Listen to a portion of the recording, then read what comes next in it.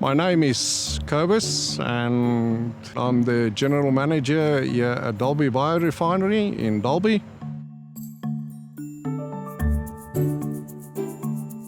The Dalby plant was built in Dalby specifically for the reason of the abundance of sorghum in the area. The plant was commissioned in December 2008.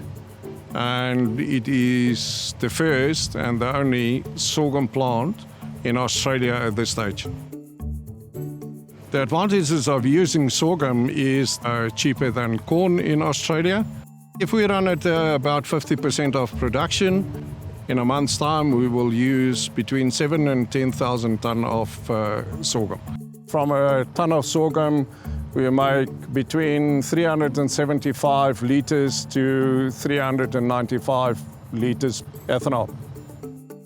Ethanol production is a complex process. Primarily what we do, we buy a sorghum.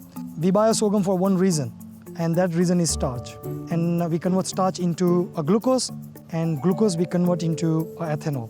Unfortunately, there are a lot of steps involved from going from raw sorghum to just making ethanol inside the fermentation. Once we buy the sorghum, the first thing we do is we run through that to the quality standard of our sorghum, because it's very interesting to know how much starch you're getting out from the sorghum.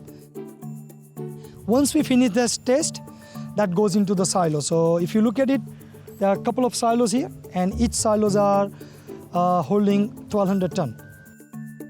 Once we store the sorghum in the silos, then it goes into the process. Now what we do, we transfer that sorghum via different conveyors inside the grinding section. We do a grinding of the sorghum, and we follow a certain criteria that how much sorghum needs to be going into the powder form. So we achieve that by using the hammer mill, and we convert that sorghum into a powder form. Once that converts into the powder form, what we do, we mix that with the water. The main reason we mix it with the water is to actually hydrolyze the starch. That's why we actually put the 85-degree water inside the tank to pretty much kill the bacteria that comes with the sorghum. And at the same time, we hydrolyze the starch. The water that we use is all recycled water that we get from the council, and then we clean the water up through our reverse osmosis plant, and we use it in the system, in the process. So now we went from a hydrolysis process to enzymatic process. We use two enzymes in order to convert that starch into a simpler form of glucose, and then it goes into the fermentation process. We have a glucose, and what we do, we add the yeast with the fermentation, and yeast convert glucose into CO2 and ethanol.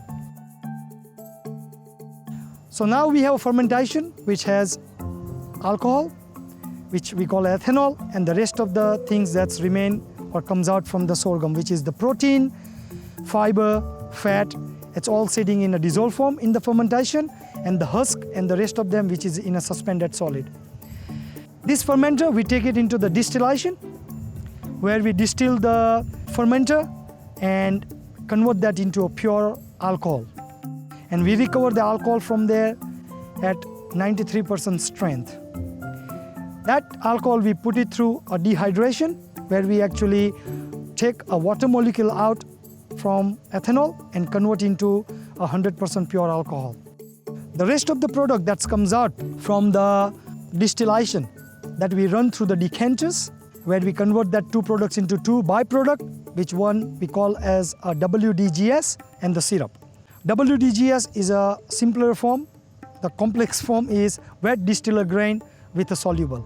And syrup is just the dissolved solid that we recover from the decanter, that we concentrate from 10% solid to 30% solid in evaporation by using the waste energy that generated into the plant or into the distillation unit.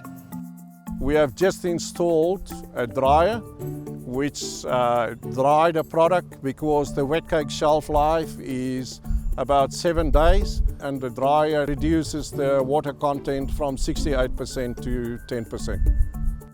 We used 1,200 gigajoules of gas a day, 1 million liters of water a day, 2,500 kilowatt of electricity a day. In Australia, we haven't actually latched on to the importance of the ethanol. The importance of it is a clean burning and is better for the environment, it's better for people. Efficiency in the motor vehicle, if you look at it, it is 95 octane, where a normal ULP is 91 octane. So you get a better performance out of it. On the price basis and usage, it comes out over a long period, it's about on par.